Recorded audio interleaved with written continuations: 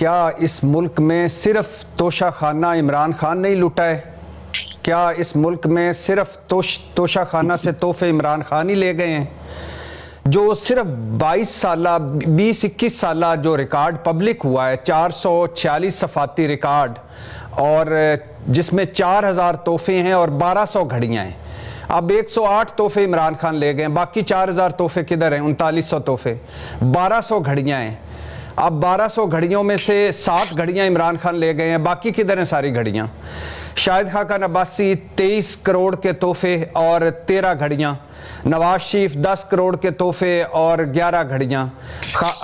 آصف زرداری 13 کروڑ کے تحفے 11 گھڑیاں، خواجہ آصف 4 کروڑ کے تحفے 5 گھڑیاں، اور اس کے علاوہ اسحاق ڈار 4 گھڑیاں، شہباز شریف 2 گھڑیاں، بلاول بھٹو 2 گھڑیاں اور یوسف رضا گیلانی گھڑی 2 گھڑی، مطلب 1 گھڑی۔ تو یہ لوگ کیا، اور وہ جو گاڑیاں لے گئے تھے اور پھر ان گاڑیوں کی جعلی اکاؤنٹس منی لانڈرنگ سے پیمنٹ ہوئی تھی، اور ایک مبینہ طور پر ایک مردے آدمی نے پیمنٹ کی تھی، تو یہ کدھر گئے ہیں سارے؟ اب مجھے پتا چلا کہ آفتاب سلطان کیوں چیئرمین نیب سے مستعفی ہو گئے تھے، کیوں انہوں نے کہا تھا کہ میں کسی کے کہنے پہ نہ کوئی کیس بند کر سکتا ہوں نہ کوئی کیس اوپن کر سکتا ہوں۔ تو یہ تو نہیں ہونا چاہیے نا، آپ عمران خان سے حساب لیں۔ میرا تو عمران خان سے شروع سے کہہ رہا تھا کہ ان سے ایک ہی ہے کہ آپ نے تحفے لیے کیوں، چھپائے کیوں، بیچے کیوں، لیکن آپ ان سے حساب لیں، مگر باقیوں سے کیوں نہیں لے رہے؟ تو ایک تو یہی وجہ ہے میڈم شیخ، یہ جو میں نے بیان کی ہے، سوال آپ کس سے مجھ سے کر رہے ہیں؟ جی ایک تو یہی وجہ ہے میڈم شیخ کہ اس کی مثبت اثر پڑے گا، منفی کیا اثر پڑے گا عمران خان پہ، منفی کیا اثر پڑے گا تحریک انصاف پہ؟ پہلی بات تو یہ ہے کہ اگر تحریک انصاف کا بلہ مل جاتا ہے، اگر ان کے سارے امیدوار کھڑے ہو جاتے ہیں، تو پھر تو یہ پازیٹیو اثر پڑے گا۔ کیوں؟ کیونکہ ایک تو عمران خان جیل میں ہے اور رسک فری واپسی ہو چکی ہے، گارنٹیوں بھری واپسی ہو چکی ہے، اور جو 59 جی آئی ٹی پیشیاں، 50 سپریم کورٹ کی پیشیاں، 185 احتساب عدالت کی پیشیاں، اور ان ساری پیشیوں کو ملا ملو کے، اور قومی اسمبلی میں جھوٹ، سپریم کورٹ میں جعل سازی، لمبا جھوٹ، اور اس کے جواب میں 7 پیشیوں میں العزیزیہ ختم، ایون فیلڈ ختم، فلیگ شپ ختم، اور دوسری طرف یہ ایک چیز 200 مقدمے عمران خان پر، تو ایک تو اثر یہ پڑے گا پازیٹیو، نیگیٹو نہیں پڑے گا۔ دوسری بات ہے، یہ تحریک انصاف کو پتا تھا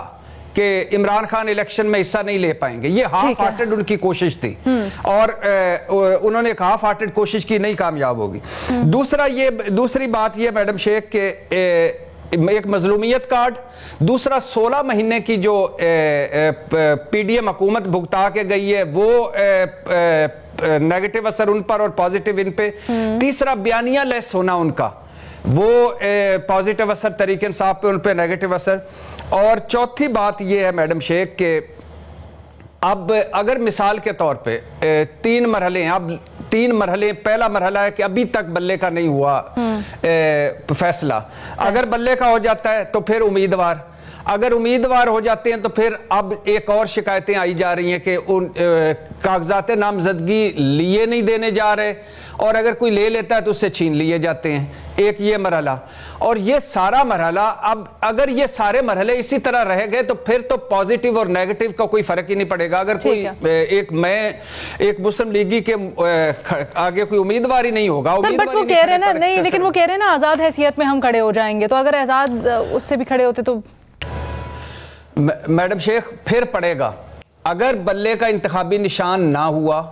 اگر یہ تحریک انصاف تمام حلقوں سے امیدوار نہ کھڑے کر پائی، تو پھر پڑے گا فرق، پھر کنفیوژن بھی ہوگی، پھر ہوگی وہ سارا۔ اس میں پہلے بھی بتا چکا ہوں، اور یہ حقیقت ہے کہ تینوں بڑی پارٹیوں نے ایک ہی بات کی ہے کہ ہمیں الیکشن ڈے والے دن جو 5 کروڑ کے قریب یوتھ ووٹ ہے، 2 کروڑ جو نیا ووٹ ہے، اور جو پی ٹی آئی کی خواتین اور یوتھ ووٹ ہے، وہ نہ نکل آئے، تو وہ خدشہ ہے۔ اگر یہ مثال کے طور پہ آزاد کھڑے ہوئے تو پھر فرق پڑے گا، اگر بلے کے نیچے کھڑے ہوئے اور تمام امیدوار کھڑے ہوئے پھر یہ نیگیٹو نہیں پازیٹیو اثر پڑے گا۔ انٹرسٹنگ۔ بھٹی صاحب، بلے کا نشان سے متعلق فیصلہ ابھی تک کیوں نہیں ہو رہا؟ میرا خیال ہے میڈم شیخ کہ جتنی لگ ایسے رہا ہے کہ ہو سکتا ہے اب زیادہ تر اسلام آباد میں یہی باتیں ہو رہی ہیں کہ ہو سکتا ہے بلے کا انتخابی نشان مل جائے اور ہو سکتا ہے سپریم کورٹ سے مل جائے جی، لیکن زیادہ جتنی دیر ہو جائے، جتنا قریب چلے جائیں، جتنا سارا کچھ ہو جائے، جتنا فرق پڑ جائے، کوئی اس طرح کی چل رہی ہے چیزیں.